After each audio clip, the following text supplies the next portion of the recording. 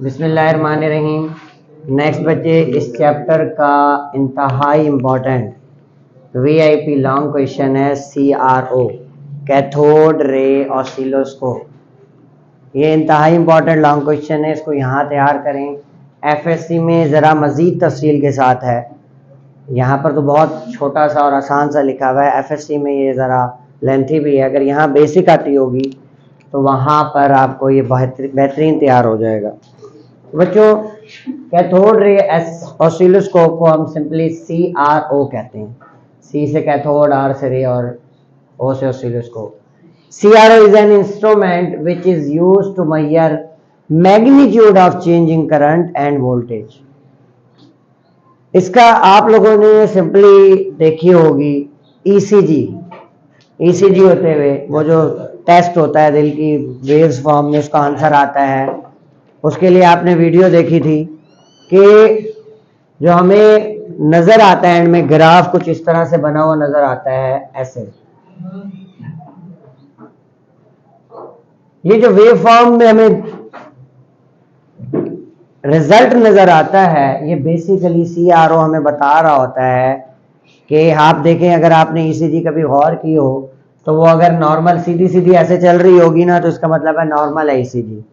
और कहीं पर ECG अगर इस तरह से होगी, फॉर एग्जांपल ऐसे जाते जाते वो एकदम से छोड़ी हो गई है, फिर ऐसे हो गई है, फिर बढ़ गई है, तो इसका मतलब है एबनॉर्मेलिटी है। कहीं ना कहीं कोई ना कोई खराबी ज़रूर मौजूद है, जो प्रॉब्लम है उसको फिर डिटेक्ट किया जा सकता है। तो CRO बेसिकली वही चेंजिंग मैग्नीट्यूड करंट को वेव फॉर्म के अंदर जो है हमें रिजल्ट की सूरत में देता है। हमारी जो टीवी सेट की स्क्रीन है, बहुत जहाँ पर भी हम लोग स्क्रीन यूज़ करते हैं ना, वहाँ पर CRO इस्तेमाल होता है कि CRO स्क्रीन के तौर पर स्क्रीन पर रिजल्ट देता है हमें। हमारे टीवी सेट के ऊपर मैंने इसलिए लिख दिया कि स्क्रीन जो है वो CRO स्क्रीन होती है। फिर आपकी बुक में इसको कैथोड रे ऑसिलोस्कोप का थोड़ा लिखने के बाद वहीं पर डायग्राम और आगे ये टाइप शुरू कर दिया। तो आपने इसमें हाइडिंग डालनी है कंस्ट्रक्शन की। कंस्ट्रक्शन में सबसे पहले इसकी डायग्राम बनानी। Diagram is just a practice. Diagram बनाने के लिए आपने सबसे पहले हीटिंग फिलामेंट बनाना है, जो कल भी आपने बनाया था। हीटेड फिलामेंट जो है, जब आप इसको बनाएंगे, इसको बनाने के बाद आप देखें, इसको मैंने 6 वोल्ट बैटरी से कनेक्ट किया। मैंने आपको कल बताया था थर्मियोनिक इमिशन के लिए या तो 6 वोल्ट का वोल्टेज हो, पोटेंशियल डिफरेंस हो, या 0.3 एम्पेयर करंट होना चाहिए। अब यहाँ पर मैंने जब 6 वोल्ट का वो दिया है, तो 6 वोल्ट की वजह से ये हीट हुआ, इलेक्ट्रिकली हीट किया है ना मैंने इसको वोल्टेज प्रोवाइड करके। जब ये हीट होगा तो इसमें से इलेक्ट्रॉन निकले।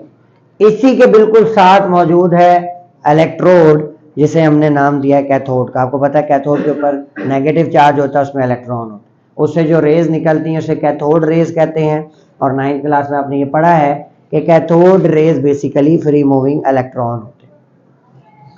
अब इसके आगे ये देखें, मैंने एक जाली सी बनाई है, इसे कहते हैं negative grid.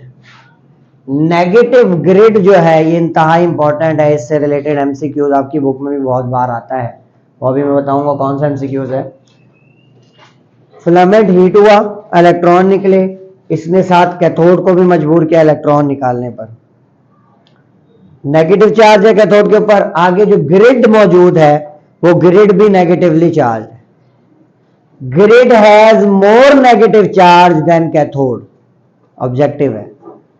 Grid has more negative charge than cathode. इसका फायदा है हमारे लिए। क्या फायदा है वो अभी मैं आपको बताता हूं। देखें, यहां से इलेक्ट्रॉन निकल रहे हैं, ये भी नेगेटिवली चार्ज है, ये भी नेगेटिवली चार्ज है। ये क्या करेगा? इलेक्ट्रॉन को रिपेल करेगा, धक्का देगा, वापस पीछे जाओ। आपकी क्लास में कोई आना चाह रहा है, हम उससे धक्का दे रहे, चल भाई चल वापस जाओ, भाग जाओ यहां से।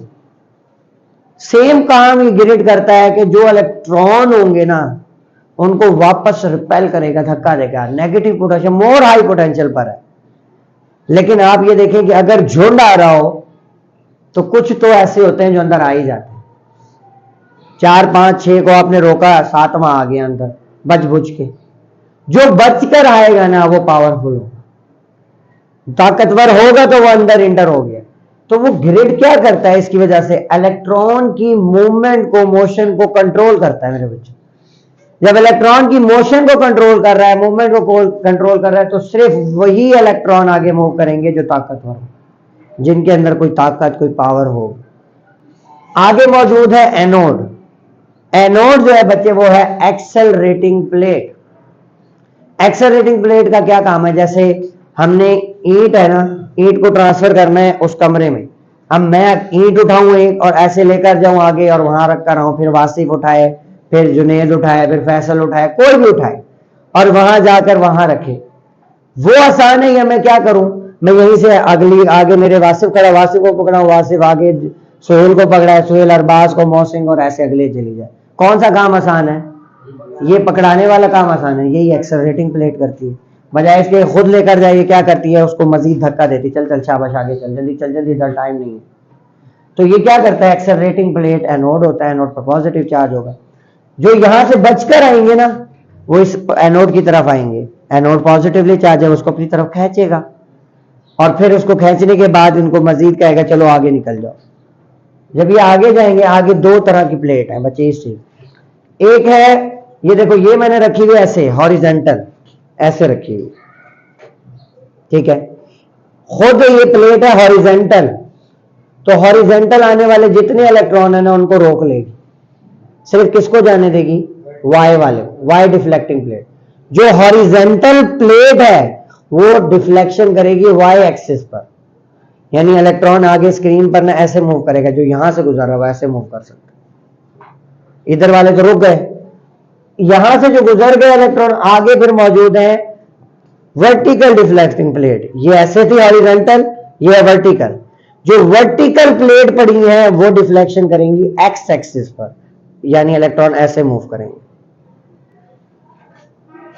ये एक दफा बनानी है, बनाए बगैर कभी भी नहीं आएगी, प्रैक्टिस करोगे तो आएगी। जो मैंने लिखा है वर्टिकल डिफ्लेक्टिंग प्लेट है, खुद वो हॉरिजेंटल पड़ी है, डिफ्लेक्शन वर्टिकल करेंगी। और जो क्या नाम है वर्टिकल पड़ी है, वो डिफ्लेक्शन कैसे करेंगी? हॉरिजॉन्टल। जो यहां से डिफ्लेक्शन के बाद जाएंगी स्क्रीन पर, स्पॉट बनेगा स्क्रीन पर, हमें इमेज नजर आएगा उसको स्क्रीन, ये कह लें कि स्क्रीन वहां से ग्लो करेगी। अब ये पूरा फिनोमेना कंस्ट्रक्शन के साथ मैंने आपको बताया जो मेन चीजें हैं वो किन चीजों पर मुश्तमिल है। ये मुश्तमिल है इलेक्ट्रॉन गन, डिफ्लेक्टिंग प्लेट और स्क्रीन के ऊपर। इलेक्ट्रॉन गन में तीन चीजें आएंगी, वो मैंने आगे लिखी हुई है। Heated filament, cathode plus grid, यानी ये और ये तीनों मिलकर इलेक्ट्रॉन गन। इलेक्ट्रॉन गन वो होती है जो इलेक्ट्रॉन की सोर्स होती है, ये तीनों मिलकर सोर्स बन रही है। अगर इनमें से एक भी रुकावट या वो नहीं बनेगी तो फिर आगे इलेक्ट्रॉन जाएगा। तो इलेक्ट्रॉन गन वो कहते हैं वो सोर्स जो इलेक्ट्रॉन को देती है। इलेक्ट्रॉन गन कैसे दे रही है? वोल्टेज को से और करंट से। यहां पर हमारे पास है वोल्टेज। दूसरी है डिफ्लेक्टिंग प्लेट, दो डिफ्लेक्टिंग प्लेट है, एक वाई एक्सिस पर डिफ्लेक्शन कर रही है और एक एक्स एक्सिस पर। जो वाई एक्सिस पर डिफ्लेक्शन कर रही है वो खुद हॉरिजेंटल पड़ी हुई है, और जो एक्स एक्सिस पर डिफ्लेक्शन कर रही है खुद वर्टिकल पड़ी है। और फिर एंड पर मौजूद है स्क्रीन, जिसे कैथोड रे स्क्रीन कहते हैं। और इस स्क्रीन पर जब इलेक्ट्रॉन की बीम पड़ती है तो इस पे ग्लो, चमक पैदा होती है, हमें पता चलता है इलेक्ट्रॉन यहाँ पर लगे। अब इलेक्ट्रॉन गन की मैंने आपको बता दी, सोर्स ऑफ इलेक्ट्रॉन है। हीटेड फिलामेंट जो है वो 6 वोल्ट से अटैच होता है। Cathode is near the heated filament, grid which is near more negative than cathode. Grid जो है वो ज्यादा नेगेटिव है। ये पॉइंट्स बनाने का मकसद ये होता है कि जब पॉइंट जहन में होंगे तो आप इसको स्टेटमेंट लिख सकते हैं। अब आप पूरा इसी तरह लिखेंगे, electron gun, it is a source of electron, it consist of heated filament which is provided by 6 volt battery, cathode is present near the grid. यानी मैं आपको पॉइंट्स इसलिए बनाता हूँ कि पॉइंट्स से जहन में रहेगा तो फिर आप इसको आराम से लिख सकते हैं। ग्रिड जो है वो मोर नेगेटिव पर है, then give more repulsion. Fewer electron, मैंने कहा ना जो सिर्फ पावरफुल होंगे ना वो सिर्फ जाएंगे, बाकी रुक जाएंगे। So fewer electron can pass through it, it control brightness, ये है objective. What is the function of grid? It control brightness. आपको याद होगा कि जो पुराने जमाने वाले टीवी थे उसमें हम लोग ऐसे नॉकिंग वो करते थे, नॉब मूव करते थे ब्राइटनेस के लिए। अब तो हम रिमोट से करते हैं ना, तो जरा ऐसे नॉब करते तो वो कलर सफेद होने लग जाता था, या फिर करते तो डार्क होने लग जाता था। तो वो बेसिकली हम लोग कंट्रोल कर रहे होते हैं ब्राइटनेस, ग्रिड को मूव कर रहे होते हैं हम लोग, ग्रिड के पोटेंशियल को कम या ज्यादा कर रहे होते हैं। तो ग्रिड का काम क्या होता है? ब्राइटनेस को कंट्रोल करना। कहां पर? स्क्रीन के ऊपर।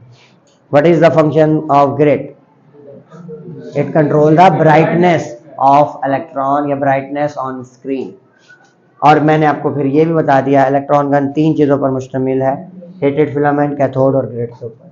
डिफ्लेक्टिंग प्लेट में मैंने आपको सब बता दिया कि हॉरिजेंटल जो प्लेट है वो वर्टिकल डिफ्लेक्शन करेगी, जो वर्टिकल प्लेट है वो क्या करेगी? हॉरिजेंटल। यहां लिख भी दिया, horizontal plate cause deflection of electron along y axis, move spot on y axis.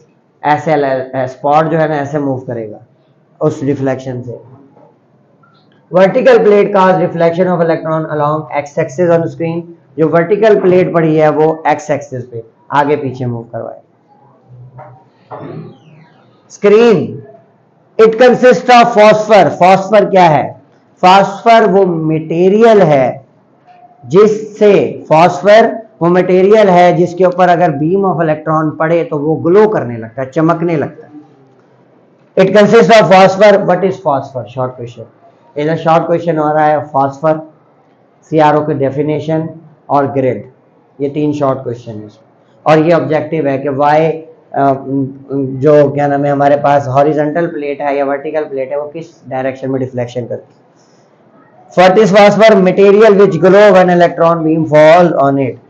कहाँ का इस्तेमाल होता है? वेव फॉर्म बनाने में इस्तेमाल है इसका, रेडार में इस्तेमाल है, इसके ईसीजी में इस्तेमाल है। जहां भी आपको ग्राफ नजर आएगा ना वहां पर सीआरओ इस्तेमाल हो।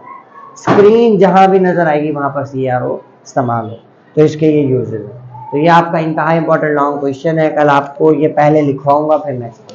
जज़ाकल्लाह।